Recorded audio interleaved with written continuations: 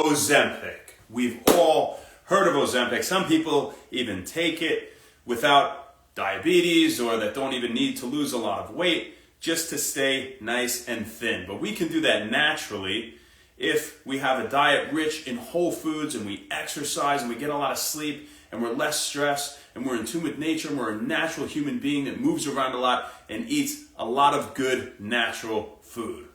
First and foremost, if you're not going to get anything else out of this video, but a recent trial showed that there is a potential dark side to taking Ozempic.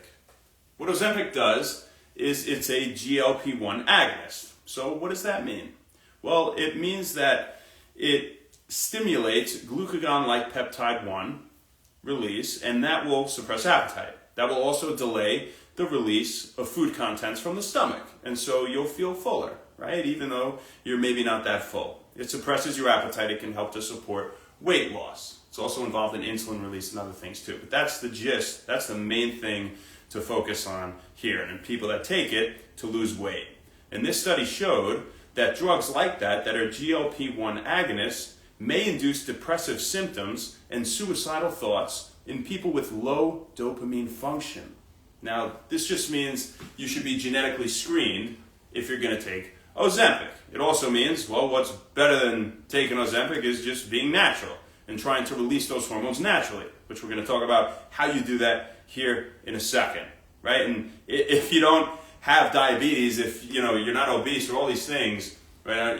Maybe don't even consider taking it. Now, this isn't to say this is absolutely the case. This is new research, and it may, big key word there is may, induce depressive symptoms and suicidal thoughts. I'm not saying it absolutely does that, but it's definitely some food for thought, and maybe can get you along the lines thinking, I'll just be natural instead of doing this and not take the easy way out and exercise and eat whole food from nature. So when you release these hormones that suppress appetite, well, really, your gut bacteria are producing SCFAs that release these compounds. At least they stimulate the release of them.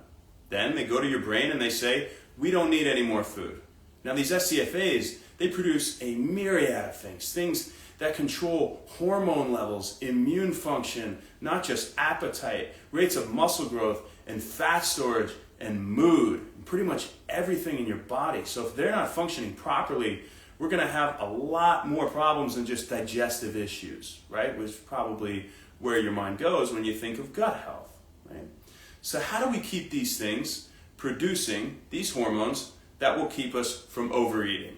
Is really the big answer here. Fiber, right? And polyphenols, what the hell are those? Those are antioxidants that you find in foods like berries, colorful fruits and vegetables, things like beets, and even nuts and seeds and leafy greens, and all that kind of good stuff, right? That assist the reactions where your gut bacteria will eat the fiber, and then they break it down to produce these things that make you release those hormones. So if you have antioxidants and you have a lot of fiber, right? The fiber is feeding the bacteria in the first place. So if it's feeding them, then they can do their job. So what feeds the bad bacteria? Well, that would be sugar. There'll be a lot of added sugar. That would be the crap that we don't want. And what does not have a lot of polyphenols, and what typically has a good amount of sugar, and what does not have a lot of fiber? Processed foods, you guys. Processed foods. So if you cook this good whole food yourself, you're a lot less likely to run into these issues without knowing the mechanisms by which they happen, without having to memorize what receptor this thing affects or that thing affects. Just live naturally, and maybe you won't have to worry about it. But very interesting new research. I thought I had to share with you guys. So I hope you got something out of it. If nothing else, eat more fiber. Men should have 38 grams in a day, and women, adult women at least, should have 25 grams. Who do we got on here? Let's say what's up to the people. Another interesting fact, actually, about antioxidants they found out recently was anthocyanins, which you find in blueberries and blackberries and other berries and all these foods. They can help to reduce the harmful effects of microplastics, they found. How they will affect hormone regulation, all these other things. So they're good for a whole lot of reasons. So go get them. Mag, what's up? Damn yours, how you doing?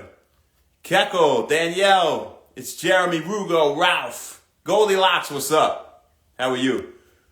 And Skinny and Moonbow Rabbit. Appreciate the love. As for now, that's all we got for you folks. We'll see you tomorrow, baby. Not sure where, not sure when, but we'll see you then. Have a fantastic rest of your night. Thank you very much. Happy Blend Wellness. See ya. Yeah, really cool, right? Well, no, that's a great question. Yeah, chia seeds are a great source of fiber. Yeah, chia seeds, 2.5 tablespoons has 10 grams of soluble fiber.